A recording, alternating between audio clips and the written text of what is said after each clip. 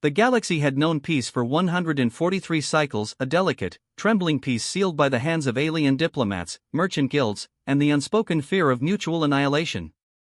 For the first time in recorded history, all 7 great civilizations existed under a single charter, the Celestial Concord. And then, the humans arrived. At first, they were a curiosity, a backwater species from a forgotten arm of the Orion Spur, barely capable of interstellar communication. Their diplomats spoke with hope, not power. They offered minerals, water, and treaties no one cared to read. The council smiled, humored them, and turned their attention elsewhere. Until Earth built Titan. A warship so massive it eclipsed moons, wrapped in reactive armor that shimmered like molten light. Its energy core, a miniature star, chained in magnetic fields, burned with impossible brilliance. The moment Titan entered the diplomatic orbit of the Council's capital world, Narraxis Prime, every sensor, every defense array, every admiral in the galaxy froze. Because in a single instant, the balance of power, the fragile peace that had held for centuries, broke apart like glass under a hammer. No one knew what drove Earth to build such a weapon. Fear? Pride?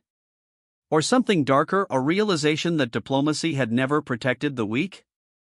The alien diplomats were still on their way when humanity's Titan arrived. And as it descended into orbit, casting shadows across continents, the galaxy began to remember what fear truly felt like. The storm began with silence. From the command bridge of Titan, Admiral Sarah Whitlock stood before the observation pane, watching Narraxis Prime revolve below, a shimmering sphere of crystal oceans and metallic spires. Her reflection, fractured by the transparent alloy, looked tired, her eyes sunken but sharp. "Transmission from the Council's flagship, ma'am," said Commander Eli Navarro, her first officer. "They request immediate disarmament and compliance inspection. Standard protocol for foreign militarized entries." Whitlock's lips barely moved. "Standard protocol," she repeated, her voice low. "They think we came here to ask for permission." Navarro hesitated. "Should we?" "Open a channel," she said. The holoscreen flared to life. The alien counselor's face appeared, translucent skin, silver eyes, and an expression of controlled alarm. "Human representative," the voice echoed, filtered through layers of translation software. "You have violated Charter Article 7. No weaponized vessel may enter the Concord system without authorization." Whitlock met the alien's gaze. "Then authorize it." The counselor's jaw tightened. "You misunderstand. We cannot." "Then you misunderstand us," Whitlock said, cutting the channel. Silence followed. Only the hum of the ship's contained star filled the void. Navarro exhaled slowly. "Ma'am, with respect." "We've tried respect," she said. 2 decades of it. They took our miners, our colonies, our people, and called it territorial arbitration." Her eyes darkened. "Now they'll listen." From the deep orbit, fleets began to form, the distinct signatures of the Valari Dominion, the Cathar Enclave, and the Vorin Collective. Each sent destroyers to escort the human vessel. The Titan didn't move. It didn't need to. Inside its vast core, systems hummed awake, magnetic arrays, quantum targeting, and the ARC protocol, humanity's unspoken contingency.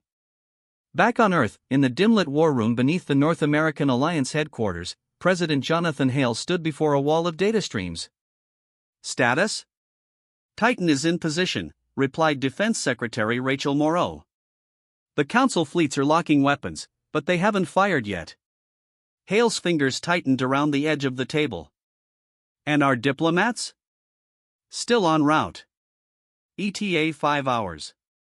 Hale stared at the holographic projection, one warship surrounded by hundreds of alien vessels. The odds were absurd. But so was humanity's resolve. "They'll make us choose between kneeling and extinction," he murmured. "And we've already knelt once." On the Titan, alarms flickered red. "Admiral!" Navarro shouted. "Multiple lock-ons." Whitlock's voice was calm, almost detached. "Initiate defensive grid. Do not fire unless fired upon." A moment later, the first beam struck. It was like watching lightning through water, silent, blinding, and beautiful. The beam splashed against Titan's shields, scattering into blue fire across the hull. "Shields holding," Navarro reported, awe in his tone. "Return warning fire," Whitlock said. "One salvo. No casualties." From Titan's flank, 6 plasma lances ignited arcs of white fire crossing the void. They didn't strike ships, they struck the empty space beside them, rippling through gravity fields, bending starlight itself. A warning written in light. Every fleet paused. Even the alien admirals hesitated, watching the space between them wound itself back together. And then, one alien captain, nervous, trigger-happy, or simply afraid, fired again. The second strike hit Titan's armor dead-on. The ship didn't flinch. Whitlock turned to Navarro. "Lock main rail battery. Target that vessel." Navarro hesitated only a heartbeat. Target locked. Fire. The thunder of gods filled the stars. The rail shot tore through the alien cruiser like paper, the kinetic pulse vaporizing it before the shockwave reached its fleetmates. The surrounding ships scattered instantly. Across the galaxy, sensors screamed. The Council fleets reeled. Every diplomat en route changed course. And far below, on Narration Prime, the alien High Council called an emergency convocation, one that would decide whether humanity would be accepted or annihilated.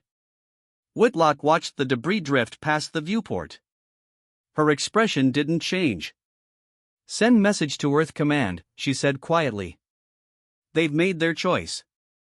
The footage spread across the stars before the debris cooled.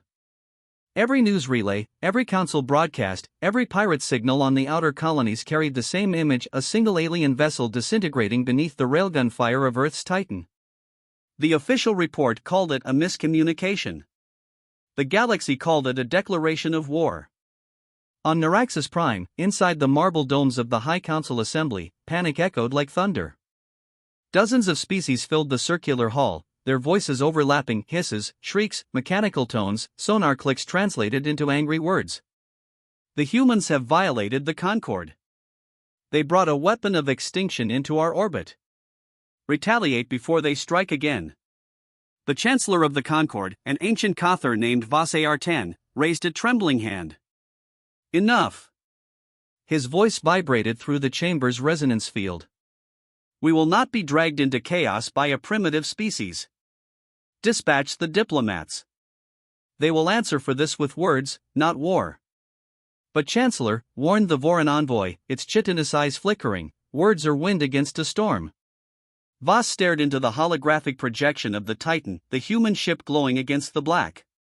For the first time in decades, he felt something ancient stir inside him. Fear. Aboard the Titan, Admiral Sarah Whitlock sat in her quarters, watching the silent hologram of the destroyed alien ship replay on a loop. The image flickered against her pale face. Navarro entered quietly. "Command wants a status report. The Council fleets are regrouping." Whitlock didn't look up. "They'll attack." "Maybe not," Navarro said. "Our diplomats are almost here. President Hale insists." "President Hale insists because he still believes they see us as equals," she said, her tone bitter. "But they never did." Navarro frowned. "And what do you believe, Admiral?" Whitlock finally turned, eyes sharp as glass. "I believe fear is the only language anyone listens to when peace fails." She stood, crossing to the viewport. Below, the capital planet spun like a jewel. "Patch me through to the Council when they arrive," she ordered. "If they want peace, they'll have to speak it under our shadow." 5 hours later, the human diplomatic shuttle EOS-3 entered orbit. Inside were 3 representatives: Ambassador Daniel Reeves, a man with too many sleepless nights behind his eyes, Dr. Lila Monroe, chief sinologist, and Captain Avery Shaw, the military attaché assigned for security. Reeves wiped sweat from his brow as the shuttle descended. "God help us," he murmured. Dr. Monroe adjusted her headset, her voice calm but cold. "God had his chance. Now it's us." They landed on Narration Prime under the gaze of 1,000 alien cameras. Security drones hovered like vultures. Reeves walked forward first, holding the diplomatic crest of Earth Command high in both hands. The council chamber was colder than he expected, its light pale and sterile, designed for species that didn't breathe oxygen. Reeves spoke through his translator field, his voice echoing across the chamber. On behalf of the planet Earth and the United Human Colonies, I come seeking reconciliation. The destruction of your vessel was not an act of war. Murmurs rippled through the alien delegates. Vas Artan's metallic voice replied, then what was it, human? A demonstration? Reeves swallowed hard. A mistake. A misfire during a defensive protocol. Voss's eyes glowed faintly. You built a ship capable of cracking planets, and you call its wrath a misfire? Before Reeves could answer, a secondary hologram activated live footage from orbit. The Titan's defensive grid shimmered. Alien fleets surrounded it in a tightening sphere. Voss turned to the image. Your weapon is surrounded. Surrender it, or we will take it. Reeves froze. Wait, no, that's not. But Voss had already given the signal. On the Titan, alarms screamed. Multiple warp signatures. Navarro shouted. 27 warships closing. Whitlock's face hardened. They've made their choice. Admiral, those are council vessels. You fire now, and there's no going back. Whitlock's voice was low, but unshakable. There's no going back already. She keyed the intercom. All batteries online. Lock defensive coordinates. The ship's hull vibrated as magnetic coils charged. Energy gathered across its frame like a sunrise behind metal clouds. From the surface, Ambassador Reeves could see it, a second dawn igniting in the sky. The alien delegates turned toward the viewport as the Titan's glow intensified. Stop her, Reeves begged. Please, that's not what Earth wants. Voss stared at him. Then perhaps your admiral no longer serves your Earth. In orbit, plasma fire lit the void. Alien beams sliced across Titan's shields. The impact thundered through the ship, making the decks tremble. Shields down to 85%. Navarro shouted. Return fire, Whitlock ordered. Titan's main guns roared, rail slugs and plasma bursts lancing through the void. Alien ships burst into incandescent fireballs, their remains spiraling toward the planet below. 2 Valari cruisers destroyed. Cathar carrier disabled. Whitlock's jaw tightened. Hold position. We don't retreat. But the enemy kept coming. Dozens more warp signatures flared across the sensors, reinforcements from every arm of the Concorde. The galaxy was uniting, for the first time in centuries, against humanity. On Earth, President Hale watched the feed in silence. The Situation Room was filled with the blue flicker of holograms, casualty counts, energy readings, intercepted transmissions. They're calling it a planetary invasion, said Secretary Moreau. Every broadcast in the quadrant is painting us as aggressors. Hale rubbed his temples. Maybe we are. He turned to the room. Order Titan to stand down. Sir, Admiral Whitlock has already cut communication. She's acting independently. Hale's eyes widened. Then she's declaring war without authorization. On behalf of the human race, Moreau said grimly. And it looks like the galaxy believes her. On Naraxis Prime, chaos ruled the council chamber. Sirens blared. Reeves and Monroe were escorted toward the exit as shockwaves from orbit shook the domes. Reeves turned back to Voss. Chancellor. Please. Stop this before it's too late. Voss's voice trembled, a mix of fury and awe. Too late, human. The age of balance has ended. Through the glass ceiling above them, they watched as the night sky lit up, a lattice of explosions blooming in orbit. The Titan, engulfed in the fire of 1,000 weapons, kept shining like a wounded sun. Dr. Monroe whispered, she's not fighting to win, she's fighting to be remembered. Reeves lowered his head. Then God help all of us. By dawn, the battle had turned. Titan still stood, scarred but burning bright. Half the council fleets were crippled. The other half withdrew, retreating beyond the orbital ring.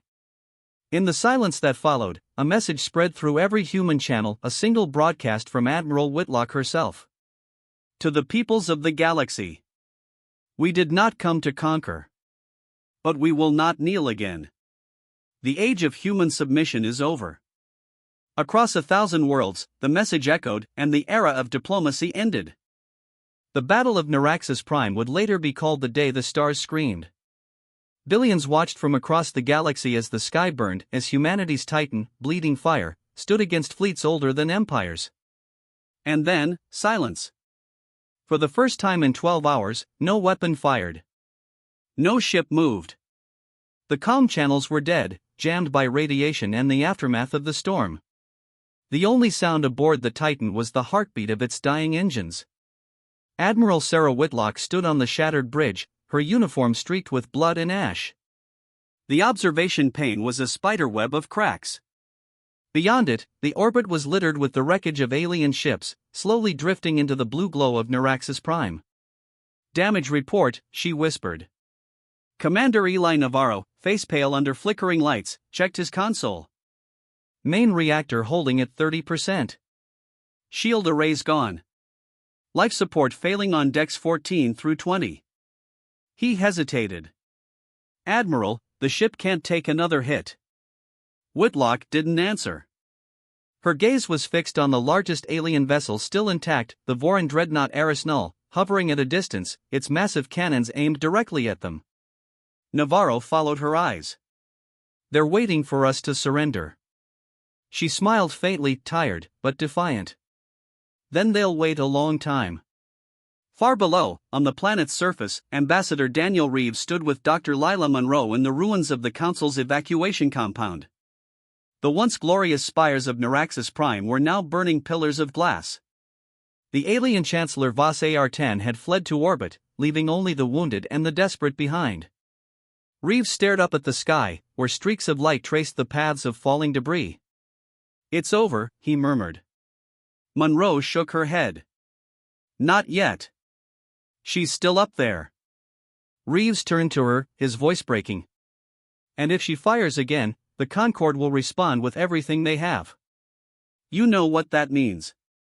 Monroe's eyes filled with grim resolve. "Extinction. For both sides." Inside the Titan's command center, the comm array flickered, a faint, static-laced signal cutting through the interference. "Titan, this is Earth Command. Admiral Whitlock, respond." Whitlock stepped closer. "Earth Command, this is Whitlock. Transmission unstable.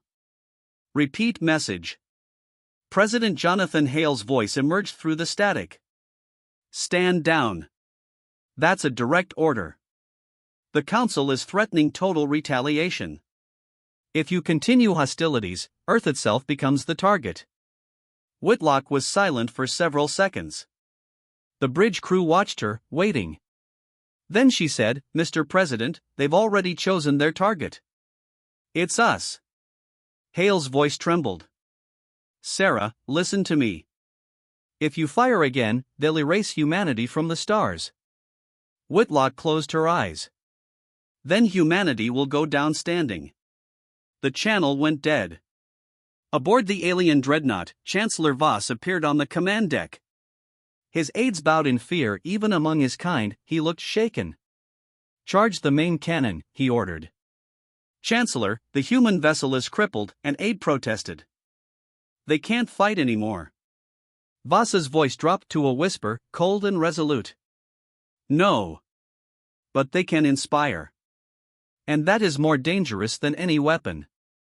The dreadnought's energy arrays flared to life. Whitlock saw the glow building in the distance. She turned to Navarro. "That's their planet cracker cannon." He swallowed. "We can't withstand it, ma'am." "I know." For a long moment, the Admiral stood still, hands clasped behind her back, watching the slow birth of the light that would end them. Around her, the crew was silent. No one begged. No one fled. "Admiral," Navarro said quietly. "If this is the end, what do we do?" Whitlock looked at him and smiled faintly. We make sure they never forget who we were. She turned to the console and keyed a sequence. Deep within the Titan's reactor core, the containment fields unlocked, releasing the chained fusion star within. Admiral! Navarro shouted. That's a self-detonation command. I know. The hum of the ship grew deeper, like the inhale of some vast cosmic beast. Transmit this to all channels, she ordered. Every frequency, every translation grid. Navarro hesitated, tears in his eyes. Yes, ma'am. Her voice filled the bridge. To the peoples of the galaxy, we came to your stars seeking peace. You offered us chains. You took our worlds, our lives, and our silence. But today you will take our memory. Humanity is not gone. Humanity endures. Every colony, every child, every dream beyond your reach, they will remember this day. The day the Titan fell, but never surrendered. The Vorin dreadnought's cannon fired. A beam of white annihilation cut through the void, striking the Titan's hull just as the human warship's core went critical. For one impossible instant, two suns bloomed over Narration Prime, one of alien fury, one of human defiance, colliding in a storm that tore the sky apart. The shockwave spread across the planet, shattering orbital stations and splitting moons. Every ship within range was thrown into chaos. Then, as the light consumed everything, it went dark. Silence returned to the stars. Weeks later, the wreckage drifted silently over Narration Prime. No trace of Titan remained, only fragments of armor, still glowing faintly from the radiation storm. But across the galaxy, something began to change. Human colonies that had once hidden in fear began to rise, rallying under the same signal, the same broadcast Admiral Whitlock had sent before her final act. Trade networks refused council oversight. Alien factions, long oppressed by the Concord, began questioning the order that had ruled them for centuries.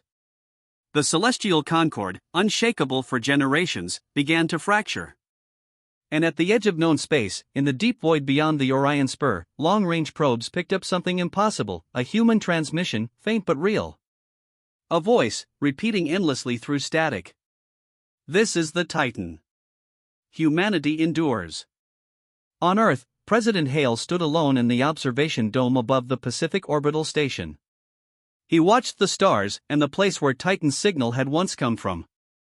Dr. Lila Monroe stood beside him. Her voice was quiet, trembling. Do you think she made it? Hale didn't answer for a long time. Then he said, I think she became part of the stars she swore to protect. They stood there in silence as the night deepened. And far beyond, among the broken wreckage of forgotten fleets, the light of the Titan's final detonation still lingered, a human-made star, burning defiantly against the dark. Centuries later, historians would argue about who fired first, or what the humans truly wanted. But one truth would remain carved into the memory of every world that survived the War of the Titan. Power fears defiance more than destruction. And humanity, once dismissed as a primitive species, became the legend whispered across galaxies. The ones who came in peace, fought in silence, and burned like gods.